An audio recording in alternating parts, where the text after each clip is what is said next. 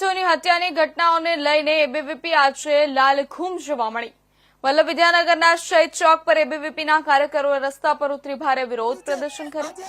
સૂત્રોચ્ચાર સાથે રોડ વચ્ચે ધરણા કરી ચક્કાજામ કરતા પોલીસ દ્વારા કાર્યકરોની અટકાયત કરવામાં આવી હતી। વિદ્યાર્થીઓએ માંગ કરી કે આવી ઘટનાઓ ના બને તે માટે પોલીસ દ્વારા કડક કાર્યવાહી કરવી જોઈએ અને ગુનાહિત તત્વોને કાબૂમાં સખ્ત પગલાં લેવા જોઈએ। શહીદ ચોક પાસે કાર્યકરોએ ચક્કાજામ કર્યો, જેના કારણે ટ્રાફિક પર અસર જોવા મળી। સ્થિતિ નિયંત્રણમાં લેવા વિદ્યાનગર પોલીસે સ્થળ પર પહોંચી એબીવીપીના કાર્યકરોની અટકાયત કરી પોલીસ વાનમાં બેસાડી વિદ્યાનગર પોલીસ મથકે લઈ જવામાં આવ્યા હતા।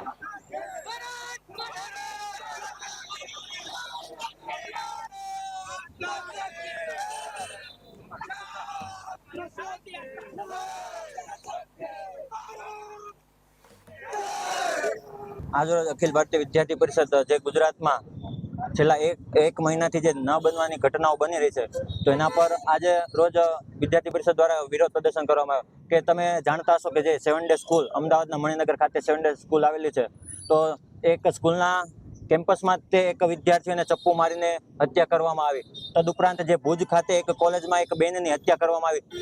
તો આ જે ઘટના બની રહી છે એના ઉપર વિદ્યાર્થી પરિષદ આજરોજ ગુજરાતના જિલ્લા લેવલે વિરોધ પ્રદર્શન કરી રહ્યું છે। જે આ ઘટના બને છે એ ખૂબ નિંદનીય ઘટનાઓ છે, એનો સખત વિરોધ પ્રદર્શન આજરોજ કરી રહ્યું છે। તો આ શાંતિમય ગુજરાતમાં જે ઘટનાઓ બની રહી છે એ આ કેમ ઘટના બની રહી છે તો તેનો વિરોધ કરી રહ્યું છે। બધી જગ્યાએ વિરોધ પ્રદર્શન કરી રહ્યું છે। આજે પોલીસ દ્વારા સમગ્ર ગુજરાતની